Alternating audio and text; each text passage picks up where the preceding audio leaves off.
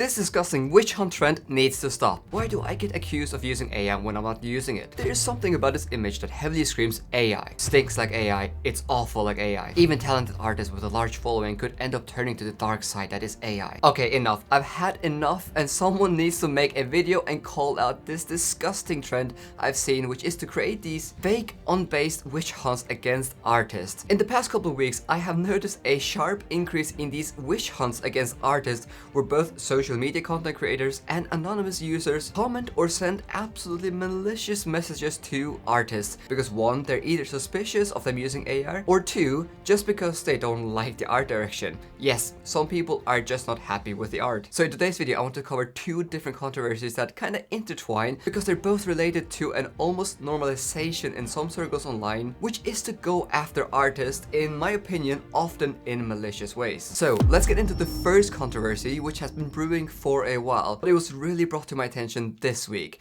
Now, before I start reading this tweet, can we please just be normal and not go after any of the online users I showcase here? I want to talk about this practice, and I do not condone anyone going after this person retrospectively. Hate the practice, please, not the person. Okay, the first controversy was brought to my attention after an artist named Katarina Leyden was accused of using AI in some of her art. Now, this artist had created this incredible art piece for the new D&D New Player's Handbook all by hand, and then another artist, yes, an artist, just tweeted under this picture. There's something about this image that heavily screams AI to me. Something about the girl's hat, something about the guy's hand, joints, the smoke, the weird tree on the top left, and so on and so on. Okay, there's one thing to have a suspicion, but there's a whole another thing to just put out such an accusation without even thinking about the potential repercussions for this artist. Now, before I dive into how this artist handled this comment, I just want to make it clear how damaging it can be for an artist to get accused of using AI. Now, I made a video a couple months ago where I dived into how AI is perceived in the publishing industry, and it was made pretty clear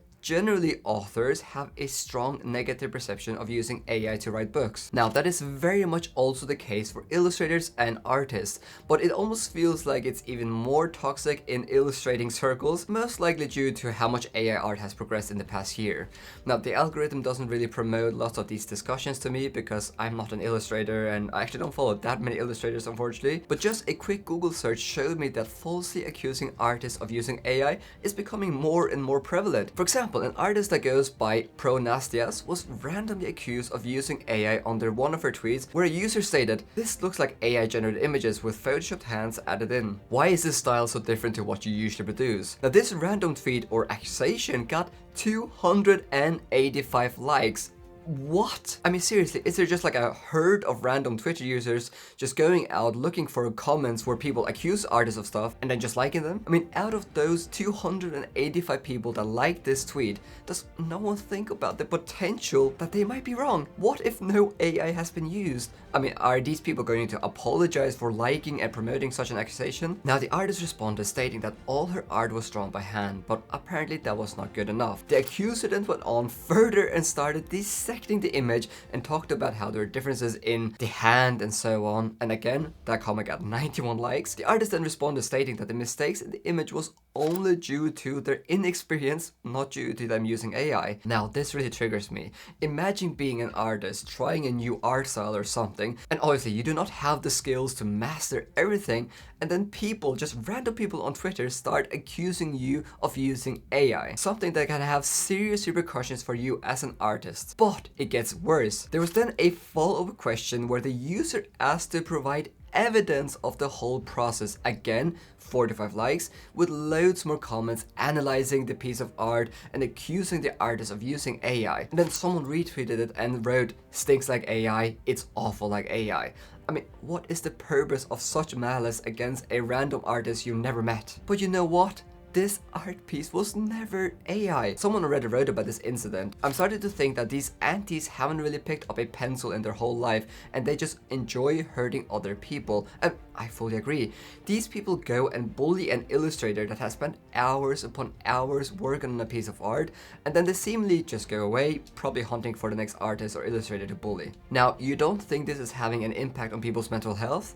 I mean, that illustrator has not posted on Twitter since this whole incident. Yes, Who knew having hundreds of people accusing you of using AI could hurt someone's mental health? Now, there are probably hundreds of these cases out there now where a witch hunt has been created because people are trying to figure out if AI was used. But just some examples, this user on Reddit posted a thread just simply asking the question, why do I get accused of using AI even with evidence that it's not? And another Reddit user stating that, trust me, I understand the anger surrounding AI art, and I'm glad there are people like you pointing out when it's being used. I'm just concerned that finding AI artists will eventually turn into a bit of a witch hunt from the community as a whole. Now, that is a really valid concern. Okay, you get the point, this is not a totally new trend. So let's get back to Katarina Layden, the illustrator I mentioned at the beginning of the video that was accused of using AI.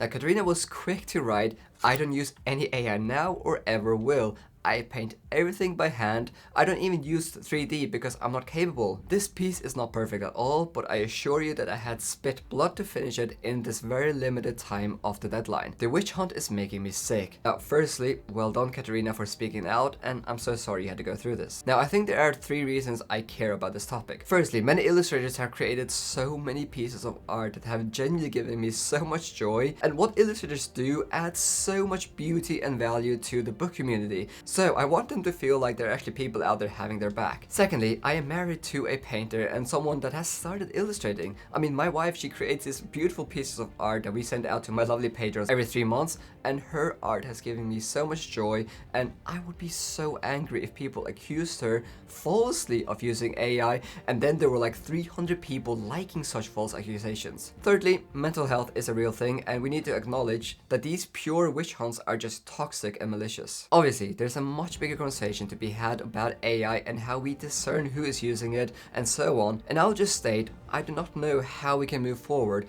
but what I can confidently say is that accusing random illustrators of using AI is not the way to go, so please just stop. Maybe politely send them a private message and tell them that you're maybe considering buying some of their art, but you just want to make sure first that no AI was used or something. I don't know what a good practice is, but just writing, this screams AI is not the way to go. Now, the user that accused Katarina Layden has since acknowledged that they made a mistake and have deleted the tweet and apologized, but this was not the only controversy involving the intense criticism of art, and I feel like I have to cover this because as I saw this next controversy unfold, I was just wondering, what is the artist thinking right now? And is there anything we can do as a community to be better? Now, before I start covering this next controversy, I just have to state, it is impossible for me to be fully unbiased here because I know a couple of the people involved, but I will try my very best. But this controversy started when the Broken Binding did the cover reveal for the new special editions of the Greenbone Saga by Fonda Lee. Now, if you know nothing about the Broken Binding, then it's a company specializing in making special editions of fantasy, sci-fi and horror books, and they have a subscription where they produce fantasy trilogies. Generally, I think these books cost around £30 each and have a wide range of specs, such as being signed and numbered if you're in tier 1, have sprayed edges, have foil on the boards, art on the end papers, and so on. Now, a month ago or so, it was revealed that the next trilogy on the subscription would be one of my all-time favorite series, the Greenbone Saga by Fonda Lee, and people were hyped. It was also announced that they would do totally new covers for this trilogy, which was very, very exciting, since the original covers definitely do not do this amazing series justice. Now, to state that some people were not happy with the cover reveals and the sprayed edges is an understatement. I mean, you would maybe expect people to go like, oh, those covers are a bit disappointing, but no. People went to town on the Broken Binding, and everyone involved in the project, as somehow they were entitled to something specific. I mean, comments such as, I really wish you guys would work with a real art director, not a booktuber who has opinions. Or, on the one hand, these are very unappealing additions, but on the other, it makes me very grateful I'm not a subscriber. Or, for a company that claims to have series planned out years ahead, this feels very rushed and last minute. I mean, the Instagram reveal got more than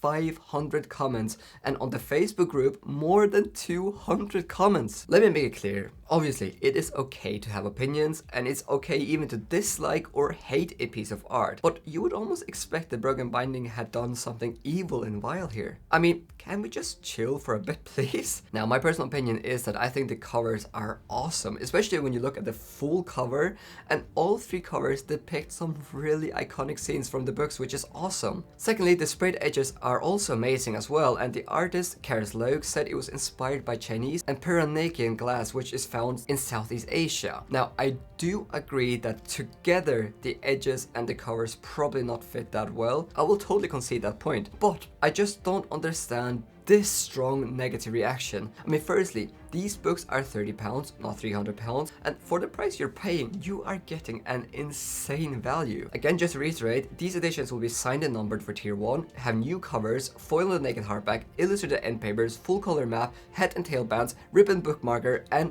these are 1,000 times better than the normal hardback, which probably costs around £20 anyway. Now, I will acknowledge, I probably sound like The Broken Binding fanboy, which I am, and no, they did not ask me to make this video, whatever. No one has asked me to say anything here. The thing that I found incredibly problematic again about this whole controversy is the fact that I know that the artist and also Patrick Leo, a good friend of mine, and the Broken Binding team has worked incredibly hard on this, and the outrage just makes no sense to me. Yes, of course you can be disappointed, I totally get it, and yes, it's okay to be passionate, but I think there's one vital thing that's missing here. Even if you hate everything about the design, which is your prerogative, then at the very least, think about how the artist that made these covers and the one that made the sprayed edges might feel seeing like there's 700 comments on the reveal, with maybe 50% of them being absolutely outraged over what they've created. These artists have probably spent hours upon hours on this design, and while it's okay not to like a piece of art,